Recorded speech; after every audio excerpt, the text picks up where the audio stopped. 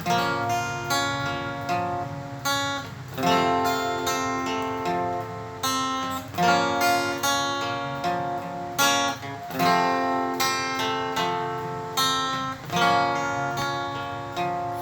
ารเข้าใจ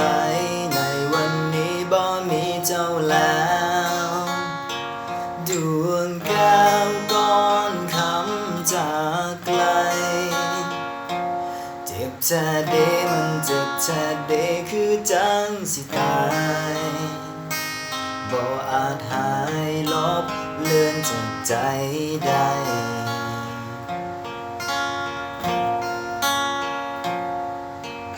ตายอ้ายตายเราก็กินบ่ได้นั่งห้องให้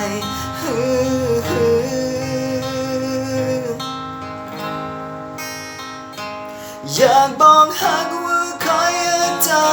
คงบ่มีโอกาสเว้าในยามเศร้าตื่นมาบ่มีเจ้าแล้วเพียงเคยอยู่ลองมอนที่เจ้าเคยใส่จึงเก็บไว้แทนใจน้องลาอยู่เด้ออยู่ทางนั้นสบายดีไหมเป็นจังใดบ่ฮู้เลยอีหลาไอ้คิดฮอดเจ้าเด้อ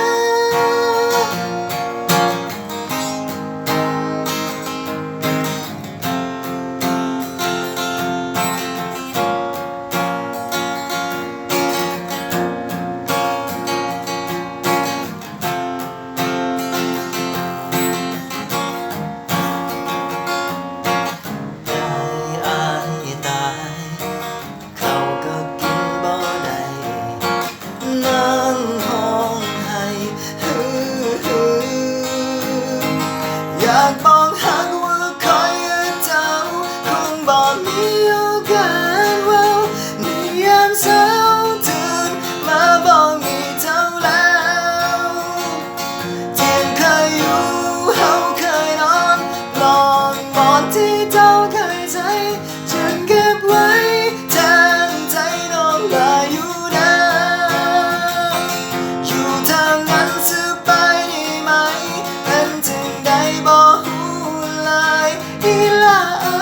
ไอ้คิดฮอดเจ้าเด้ออยากบอกหักว่าคอยเจ้าคงบ่มีโอกาสเว้าในยามเศร้าตื่นมาบ่มีเจ้าแล้วเที่ยงเคยอยู่เฮาเคยนอนตอนมอนที่เจ้าเคยใส่จึงเก็บไว้อยู่เด้ออยู่ทางนั้นสบายดีไหมเป็นจังใดบ่ฮู้เลยอีหลาไอ้คิดฮอด